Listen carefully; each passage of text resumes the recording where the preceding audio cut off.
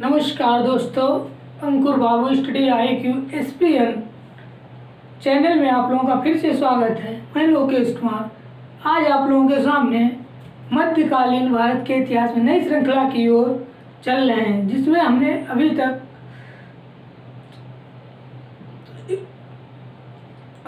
नासिरुद्दीन तक कंप्लीट कर लिया था। उसके बाद में आज हमें नया शासक देखना है जिसका नाम है बलबन का टाइम पीरियड जो है 1266 से 1287 तक इसका शासन काल रहता है।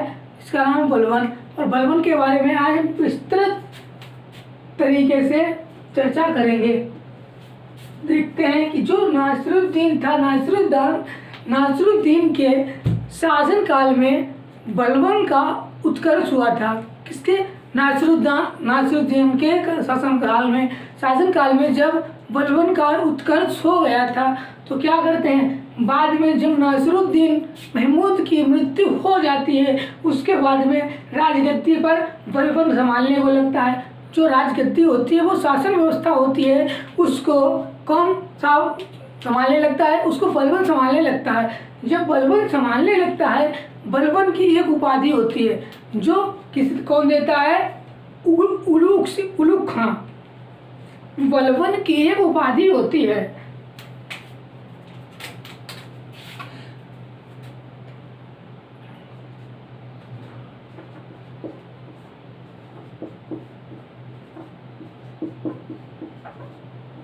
बलबन की एक उपाधि होती है, क्या होती है? उल खां।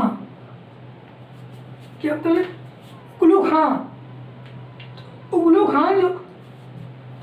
खां जो उपाधि है वो कौन देता है? नासिरुद्दीन देता है। कौन देता है? नासिरुद्दीन।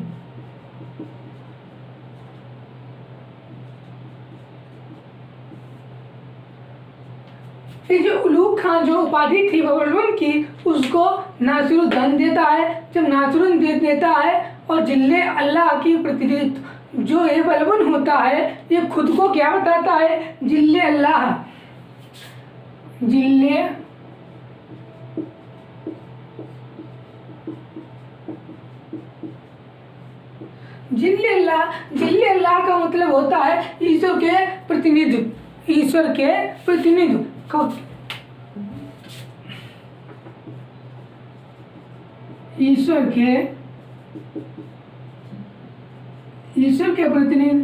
और तीसरा क्या बताता है?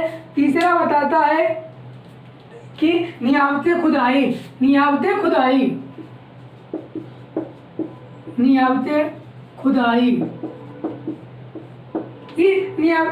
क्या होता है? ये भी होता है अल्लाह के प्रतिनिधि। इसको बताया है जिल्ले अल्लाह को ईश्वर के प्रति, और इसको क्या बताया है? अल्लाह के प्रतिनिधि।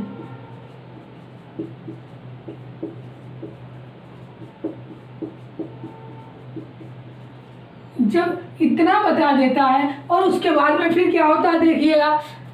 जब इसके बाद में ये जो ईश्वर का प्रतिनिधित्व बताता है, यहाँ पर अल्लाह के प्रतिनिधि, ये जो था स्थान, ये किसका स्थान होता है? पैगंबर के बाद स्थान आता है अल्लाह के प्रतिनिधि। तो जो गयासुद्दीन है, मतलब ये जो क्या है? पैगंबर के बाद।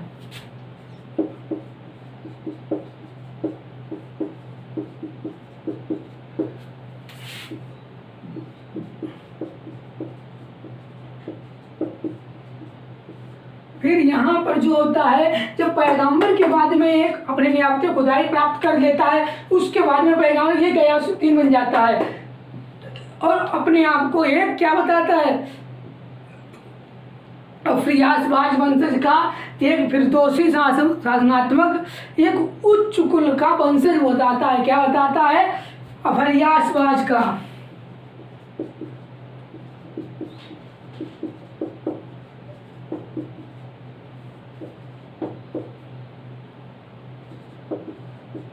वंशज बताता है। खुद को एक बहुत ऊंचे कुल का एक वंशज बताता है। तो जब वंशज बताता है तो उसके बाद में क्या होता है? और वहाँ पर उस टाइम पीरियड में सभी कुछ ऐसी जातियाँ थी जो सभी जातियों को छोड़ करके मुस्लिम धर्म अपना रही थी। जब मुस्लिम धर्म अपना रही थी और कितने कोई भी तुर्क होता है, तेलंगानी हो गया, तुर्कानी हो गया, अन्य बहुत सी जातियाँ थी जो सीधे धर्म ग्रहण कर रही थी। और इलवारी तुर्क हो, शमसी तुर्क हो, चगताई तुर्क हो इत्यादि ये जनजातियाँ मुस्लिम धर्म अपनाती जा रही थी। और इलवारी तुर्क जो था और मंगोलों के आक्रमण में इसको बंदी बना लिया जाता है। और जब इसको बंदी बना लिया जाता है तो बंदी बना लेने के बाद में बगदाद में इसको ले जाकर के मंगोल बेच देते हैं। और बेच देने के बाद में कई लोग इसे खरीदते हैं। अंत में इसको वहाँ सबसे अंत में इल्तुतमिश जाकर के इसको खरीद लेता है। और इल्तुतमिश खरीद लेने के बाद में इसकी प्रतिभा देखने के बाद में इसको जो इल्तुतमिश था वो तुर्कानी चहलगामी जो संगठन चल रहा था 40 सरदारों का, उसमें इसने बलबन को एक स्थान दे देता है। उसमें उसको शरण मिल जाती है और चहलगामी सदस्य का एक सदस्य बना देता है। और जब सदस्य बना देता है और बहराम नासिरुद्दीन के काम अधीन करता है, जी आराम शाह के अधीन काम करता है। उसके बाद में धीरे धीरे ऐबक और कुतुबुद्दीन ऐबक और इल्तुतमिश जैसे शासकों की तरह यह धीरे धीरे नीचे से ऊपर की ओर उठता हुआ आता है और अपने ही दम पर एक उभरा हुआ शासक बनता आकर के लास्ट में।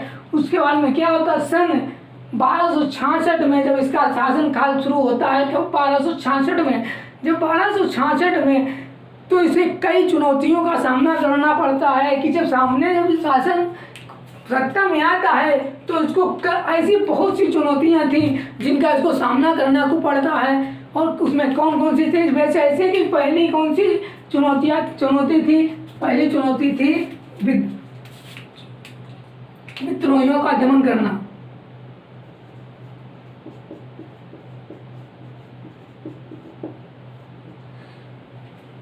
पहली चुनौती जी थी उसका नाम था विद्रोहियों का दमन करना।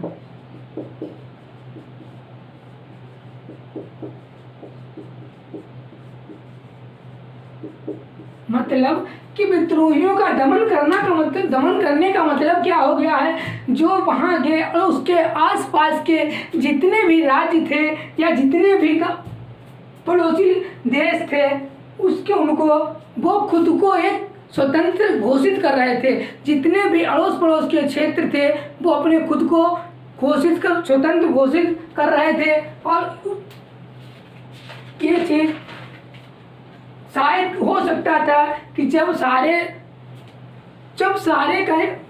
क्षेत्र खुद को घोषित कर लेंगे और जाकर के एकदम कहीं दिल्ली पर अटैक बोल देंगे, तो इस चीज का बलबन को बहुत बड़ा खतरा सा लग गया था। तो इसीलिए उनका दमन करने के लिए एक पॉइंट हो गया। दूसरा नंबर था सुरक्षा की शक्ति, सुल्तान की शक्ति।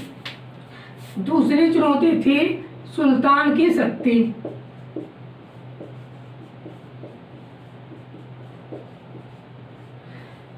सुल्तान की जो शक्ति थी वो इससे पहले वाले नासिरुद्दीन के शासन काल में जो सुल्तान की शक्ति थी वो बिल्कुल बिगड़ गई थी, क्योंकि उनकी जो शासन व्यवस्था थी वो ही बिल्कुल अर्थव्यवस्था बिल्कुल बेकार थी। तो उसी को लेकर के वहाँ की जो सुल्तान की शक्तियाँ थी वो बिल्कुल निरस्त हो चुकी थी, क्योंकि वहाँ पर सुल्तान को कोई कुछ नहीं समझता था, खुद को अपने आप ही शासक समझता था। इसलिए क्योंकि वहाँ के खुद तभी तो वहाँ के जितने भी क्षेत्र थे वो खुद को स्वतंत्र घोषित करते हुए जा रहे थे। लेकिन यहाँ पर ही उस शक्ति जो थी उस शक्ति को फिर से जागृत करता है। एक ऐसा समय आ जाता है कि वहाँ पर शासक के नाम से जितने भी होते हैं वो एक दबदबा सा बना लेता है कि जो शासक बोलेगा उतना ही व्यक्ति करेगा।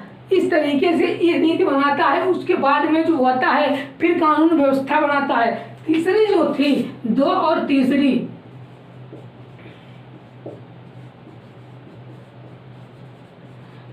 तीसरी जो चुनौती थी वो थी कानून व्यवस्था।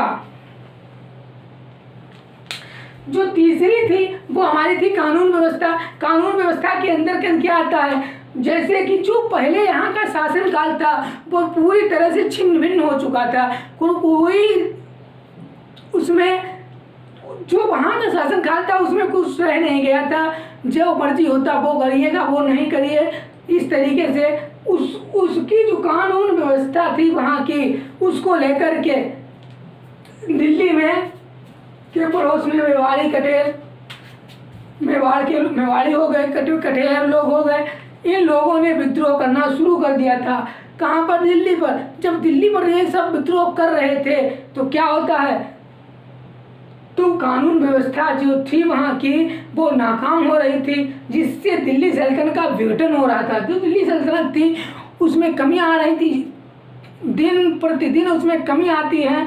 और उसके बाद में क्या होता है, जिससे उसको दमन करने के लिए बलबन ने क्या करता है, सभी विपत्तियों का सामना करने को उसको पड़ जाता है। जब सामना करता है तो एक साम्राज्य की स्थापना की जाए, मन में सोचता है। तो ऐबक के काल में स्थापना इल्तुतमिश के स्थापना की गई थी। उसी टाइम पीरियड में अपने विद्रोहियों का दमन ये जो था। फिर इसने किस किस का दमन किया, देखो यहाँ तक उस टाइम पीरियड में स्थापना हो गई थी, लेकिन उस टाइम पीरियड के बाद में अब आता है फिर से, अब इसे किन किन लोगों को दमन करता है ये देख लीजिएगा।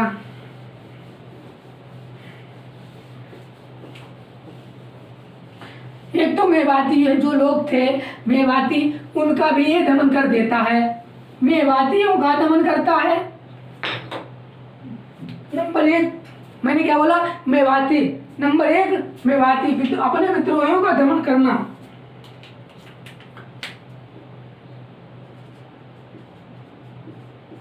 अपने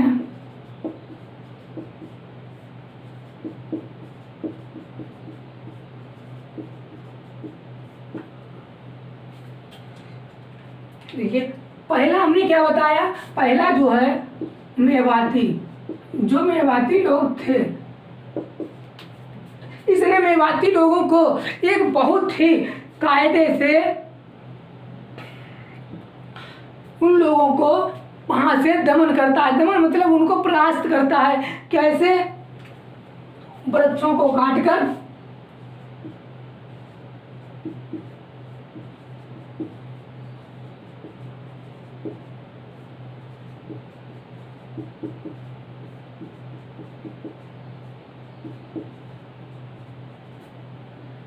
वृक्षों को काटकर उसने जो मेवाती लोगों को वृक्ष के, उनके जो घर थे वो एक वृक्ष में बनाए, वृक्ष के बने हुए थे, तो उन्होंने वृक्ष ही काट दिए, उनका बिल्कुल अंत कर दिया। और उसके बाद में गंगा दोआब का जो क्षेत्र था, नंबर 2 गंगा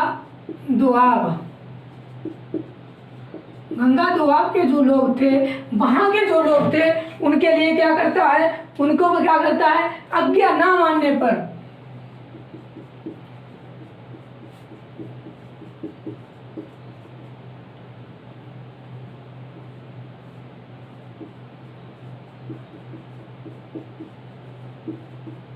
कि अपने को सुल्तान के प्रति, उनके अधीन, सुल्तान के अधीन नहीं रहेंगे तो उनको नष्ट कर दिया। बिल्कुल भी उन्होंने नष्ट कर दिया कि जो अगर सुल्तान की अधीनता नहीं स्वीकार करेंगे तो उनको बिल्कुल मार दिया जाएगा। उसके बाद में आते हैं कटेहर।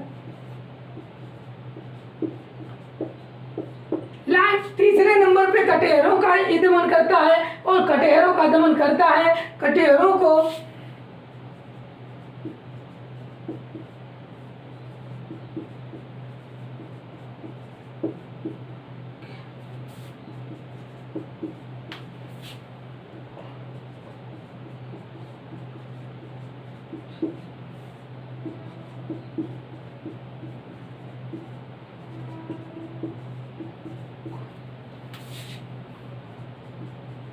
उनको मारकर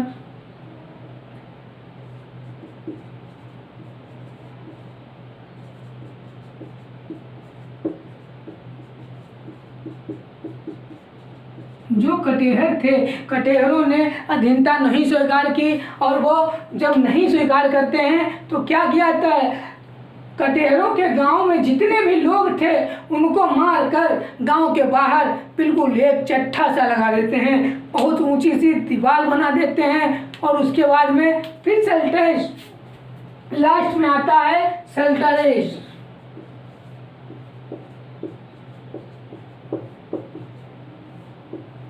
सल्टरेज, इसमें क्या होता है, जो लास्ट पॉइंट है यहाँ पर देखिएगा, जो कटिहर थे, कटिहरों को मारकर उनको लगा दिया है, चट्टा बना के लगा दिया।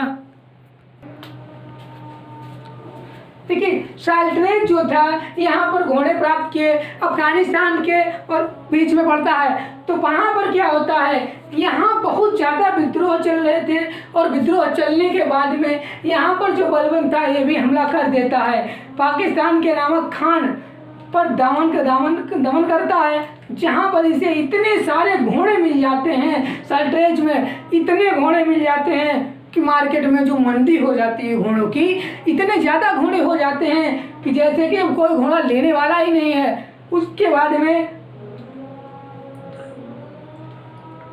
दमन करके वहाँ से चला आता है। उस समय बंगाल का जो बंगाल था जो उसके शुरुआत अस्तित्व का केंद्र रहता था। उस टाइम पीरियड में स्थायी रूप में कोई शासक अपनी सत्ता स्थायी नहीं कर पाया था। कहाँ पर, बंगाल में अभी तक कोई अपनी स्थायी सत्ता स्थापित नहीं कर पाया था। तो उसी को लेकर के वहाँ पर एक तुगरिल खां बलबन का दास था।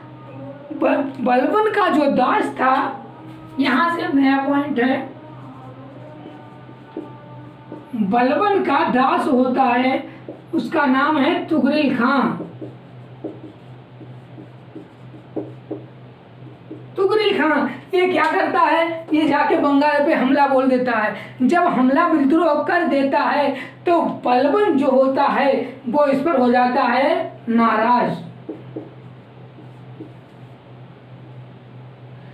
जब बलबन इस पर नाराज हो जाता है तो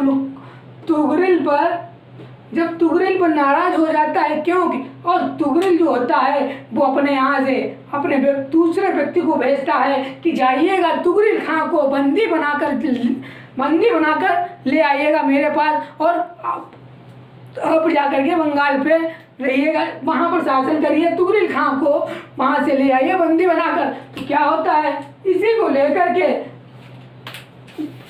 तो बलबन को लग रहा था कि इन्होंने जाकर के बंगाल पे तो हमला कर दिया है, लेकिन बंगाल से जब उधर से आया तो दिल्ली, उधर से अगर आक्रमण किया जाएगा तो हमारी जो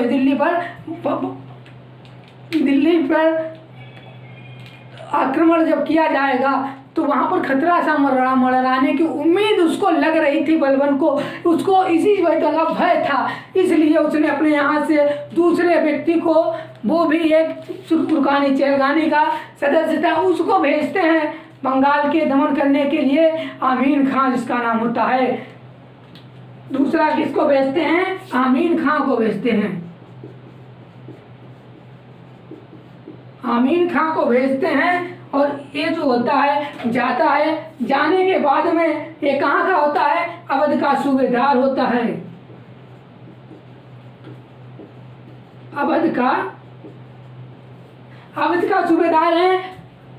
जब अवध का सूबेदार है उसके बाद में जाता है और तुगरिल खां को हरा कर आओगे, बलबन ने बोला था, लेकिन ये जाता है और खुद ही हार कर चला आता है। जब चला आता है लेकिन खुद ही परास्त हो जाते हैं। ये 40 सरदारों को मैंने बताया कि एक सदस्य भी रह चुका है, और रहने के बाद में इसको ख़त्म कर देता है।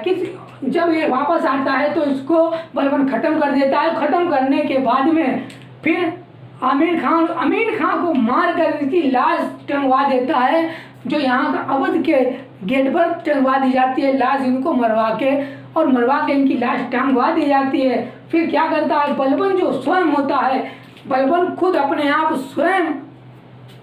बलबन स्वयं और अपने भाई बुगरा खां, अपने पुत्र बुगरा खां के साथ में दोनों जाते हैं, और जाकर के लखनौती के क्षेत्र में जाते टाइम वहाँ पर देखते हैं अवध को पार करते हुए लखनऊ क्षेत्र में पहुंचते हैं। जब पहुंचते पहुंचते बंगाल में पहुंच जाते हैं तो क्या होता है, बहादुर को इससे पहले बहादुर भी परास्त हो जाता है, लेकिन अब कौन जाता है, बलवन और पुत्र बुगरा खां कहाँ के लिए जाते हैं, बंगाल में दमन करने के लिए। किस पर हमला करेंगे जाके, ये जाकर के तुगरिल खां पर हमला करने के लिए जा रहे हैं। और जब पहुंचते हैं कहाँ पर, लखनऊ के क्षेत्र में प्रवेश करते हैं, तो तुगरिल खां जो होता है वो मैदान छोड़कर जंगल में भाग जाता है। जब जंगल में भाग जाता है, कौन, तुगरिल खां कहाँ भाग जाता है,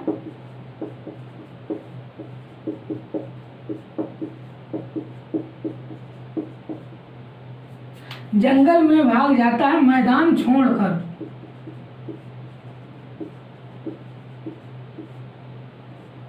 जब मैदान छोड़कर तुगरिल खां भाग जाता है तो उसके बाद में जंगल में भाग जाता है, लेकिन बलबन का एक जो सैनिक था उसका नाम था क्या, अली उसका नाम था। अली जो होता है वो पता कर लेता है कि तुगरिल खां जंगल में कहाँ पर छिपा हुआ है। तो वहाँ जब छिपा हुआ ये चीज़ अली को पता हो जाती है, तो अली जब पता हो जाती है तो वो बताता नहीं है, बलबन को बाद में बताता है। जब पता चल जाता है तुगरिल खां जब वहाँ से जंगल से भागता है, तो उस टाइम पीरियड में जो अली होता है, अली जो तुगरिल खां आए सिंपल घोड़े पर बैठकर भागता है, क्यों, उसके पास ना लगाम थी ना कोई बैठने का सिस्टम, कोई सिस्टमेटिक नहीं था। और ऐसे ही जो तुगरिल खां था वो घोड़े पर बैठता है और बैठ के चल देता है।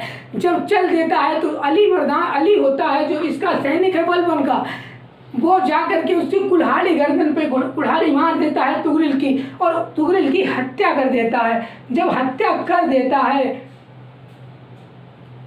तो यही बलबन, यहाँ पर बलबन जो होता है बहुत खुश हो जाता है। और यहीं पे खुश होने के बाद में जो यहाँ पर बलबन का सैनिक था, क्या नाम हमने बताया,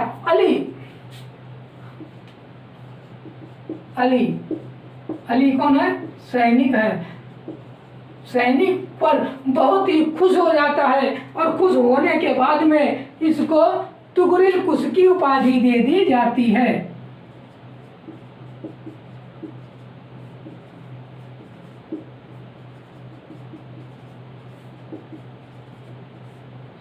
तुगरिल कुश की उपाधि दे देता है, कौन, बलबन दे देता है। जब तुगरिल कुश की उपाधि दे देता है, और एक कौन हमने बताया, एक सैनिक था, एक सैन्य बल का अधिकारी था, सैनिक था। ये बंगाल को स्थायी समाधान करने के लिए ये तीनों लोग 2 किलोमीटर पहले से ही इन्होंने एक दीवार बनवाई है, तख्त प्लाई बोर्ड की इन्होंने दीवारें बनवा ली। और वहाँ के जितने भी लोग थे, जितने भी सैनिक थे, उन सबको उसी में रखवा कर जिंदा ही चुनवा देता है। जब जिंदा चुनवा देता है, और उसके बाद में जो बंगाल होता है, बंगाल का सूबेदार अपने पुत्र बुगरा खां को नियुक्त कर देता है। किसको, बुगरा खां को। जब बुगरा खां को नियुक्त कर देता है और बुगरा खां से बोल देता है कि सुल्तान के प्रति ईमानदार रहना, ईमानदार रहने के बाद में मंगोल आक्रमण, जब इतना बात बोल देता है कि आप सुल्तान के प्रति सदैव ईमानदार रहना, और इसके बाद में अब रह गया था केवल एक लोग, कौन, वो भी मंगोल लोगों से बचना इनको भी रह गया था। बाकी सबसे क्रॉस हो चुके थे, लेकिन मंगोल का रहना अभी रह गया था। जब मंगोल के बारे में बात करते हैं, उत्तर जो पश्चिमी सीमा थी, उत्तर पूर्वी जो सीमा थी, उसमें इन्होंने किले भी बनवाए हैं। किले बनवाए मंगोलों को लिए, भले खुद के लिए नहीं, मंगोलों के लिए, जैसे कि उन पर जब आक्रमण होगा तो उस टाइम पीरियड में उनके जो सैनिक थे, सैन्य बल था, वो कहाँ जाएगा, कहाँ रहेगा, किस तरीके की सिचुएशन होगी, क्या नहीं होगा, इसके लिए उन्होंने अपने किले बनवाए थे। और उनका जो पुत्र था समाधान, होना था। मंगोल के जो युद्ध थे उनका एक समाधान का प्रयास किया, दुर्ग बनवाए, और बताया कि दुर्ग बनवाए हैं, किले बनवाए हैं, और किले बनवाने के बाद में क्या होता है, वहाँ पर उन्होंने अपने सैनिक स्थायी रख दिए हैं कि यहाँ पर इतने सैनिक, वहाँ पर क्या हैं, वहाँ हर जगह उन्होंने अपना बंटवारा कर लिया। तिमोर के नेतृत्व में, एक तैमूर व्यक्ति था, उसके नेतृत्व में मंगोल का आक्रमण होता है। किसके? तिमोर के।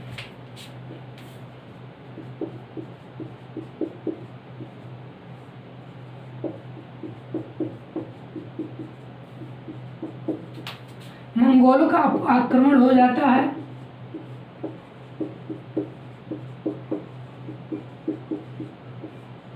जब मंगोल का आक्रमण हो जाता है, तैमूर के नेतृत्व में जब हो जाता है, तो इसमें बलबन का पुत्र, कौन, किसका मतलब आक्रमण, मतलब बलबन का पुत्र। बलबन का पुत्र मैंने क्या बताया था? मोहम्मद।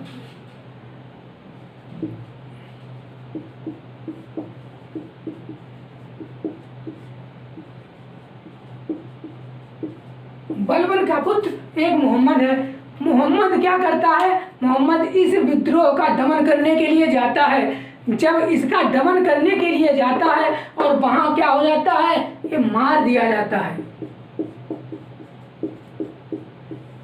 जब ये मार दिया जाता है तो जो यहाँ एक इसका पुत्र था, बलबन का पुत्र था, तो बलबन बहुत ही निराश हो जाता है और मोहम्मद को दिल्ली का सुल्तान बनाने वाला था। जो मोहम्मद ये था, क्योंकि नारी इसलिए निराश हो जाता है, नाराज हो जाता है, क्योंकि अपने कुछ दिनों के बाद में ही वो मोहम्मद को दिल्ली का शासन प्रशासन, उसके बागडोर उसके हाथ में देना चाहता था, एक शासक के तौर पे उसको लाना चाहता था। लेकिन उससे भी पहले ही बलबन को के पुत्र मोहम्मद को तिमोर के नेतृत्व में मंगोलों का आक्रमण जो हो रहा था, उसमें उसने वो गया उसको दमन करने के लिए, लेकिन वहाँ पर वो मार दिया जाता है। जब मार दिया जाता है उसके बाद में यहीं से बलबन बहुत बेकार हो जाता है।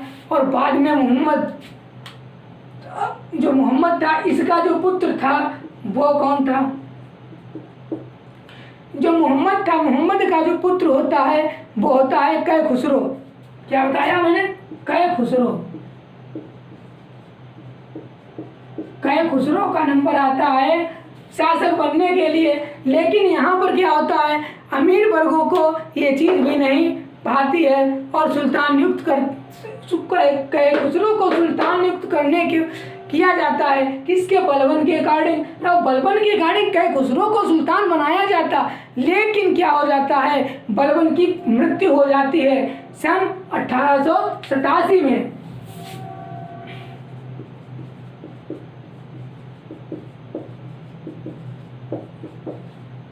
1287 में मृत्यु हो जाती है। तो क्या होता है, वहाँ के जो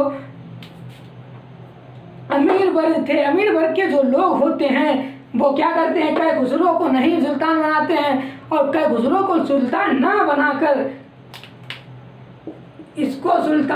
कै खुसरो को सुल्तान नहीं बनाते हैं और इनकी जगह पर बना देते हैं किसको? कैकुबाद को। सुल्तान किसको बनाते हैं? कैकुबाद को। जो अमीर वर्ग था उसने कैकुबाद को सुल्तान बना देती है और कैकुबाद अब यहाँ से आकर के कैकुबाद अपनी शासन व्यवस्था, शासन प्रणाली संभालने लगता है। अब कुछ रह गया था क्या? जो बलबन था इसके कार्य बचे हुए थे कि बलबन के कार्य, मुख्य कार्य क्या क्या थे। यहाँ पर आकर के कैकुबाद को देखो बनाया गया है और कैकुबाद के बारे में हम बात पहले देखते हैं कि जो बलबन के कार्य थे, कार्य क्या क्या थे। पहला था तुर्क। इसने तो पहले ये तो सोच ही रखा था इसे कि ये खुद अपने यहाँ तुर्क चहलगानी का सदस्य होते हुए भी बलबन, लेकिन इसने जितने भी तुर्क चहलगानी जो संगठन था उसको बिल्कुल ही खत्म कर दिया था, अपने शासनकाल में बिल्कुल खत्म कर दिया था। और देखिएगा इसके जो कार्य थे कि कार्य क्या क्या थे। नंबर ए,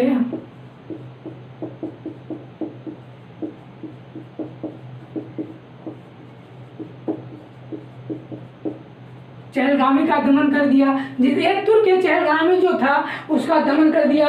और सिजदा एवं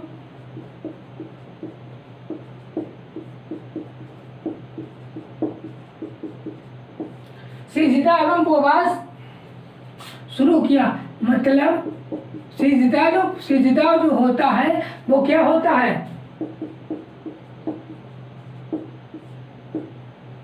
सिजदा का मतलब है घुटनों पर बैठकर।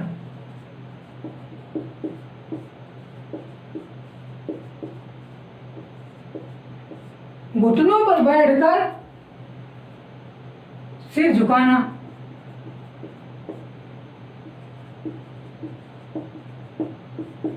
और दूसरा क्या मैंने बताया? उपवास। जो उपवास होता है, उपवास का मतलब होता है सुल्तान का चरण चूमना। सुल्तान के चरण चूमना।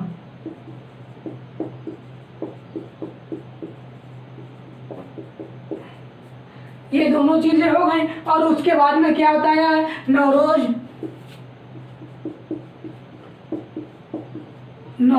उत्सव। नवरोज उत्सव और शराब पर प्रतिबंध।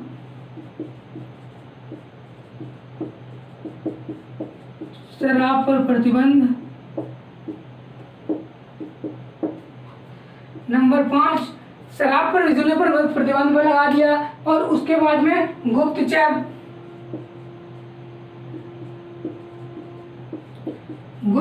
विभाग की स्थापना की। गुप्तचर विभाग की स्थापना भी की। 6वां नंबर जो है वो हमारा था भ्रष्टाचार रोकने के लिए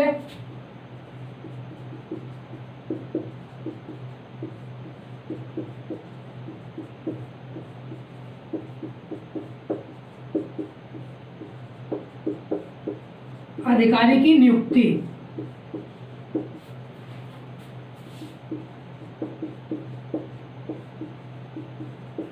अधिकारी की नियुक्ति की। और फिर उसके बाद में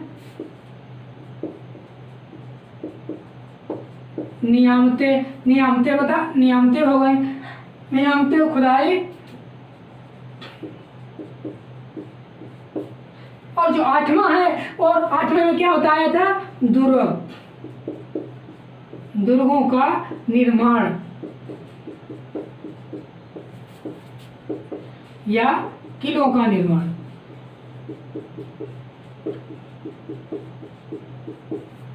किलों का निर्माण। इतनी सारी इसकी जो कार्य प्रणाली थी, इस तरीके से इसने कार्य किए। और इसके बाद में क्या होता है? आगे चल करके हम पढ़ेंगे कौन सा?